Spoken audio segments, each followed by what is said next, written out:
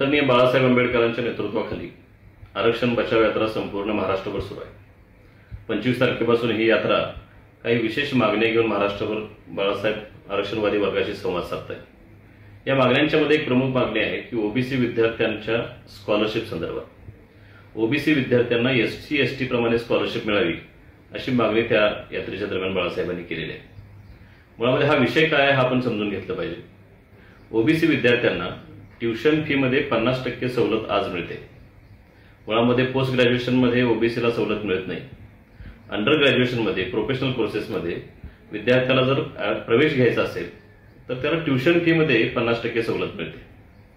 आम्ही नुकतंच या महाराष्ट्रातलं एक नामांकित महाविद्यालय आहे, इंजिनिअरिंग कॉलेज आहे, सीओईपी पुणे, इथला डेटा काढून बघितला तर त्या कॉलेजमध्ये ओपनच्या विद्यार्थ्याची फी 1,42,000 रुपये आहे, परंतु ओबीसीच्या विद्यार्थ्याची फी 1,25,000 रुपये आहे।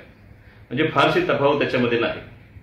हीच स्कॉलरशिप जर एससी एसटीच्या धर्तीवर दिली तर त्याच्यामध्ये बरीचशी फी ही कमी होऊ शकते आणि सर्वसामान्य विद्यार्थी अशा महाविद्यालयामध्ये प्रवेश घेऊ शकतात। या प्रोफेशनल कोर्सेस बरोबरच इतर सर्व क्षेत्रामध्ये प्रवेश घेताना ओबीसी स्कॉलरशिप ही अतिशय महत्त्वाची ठरत आहे।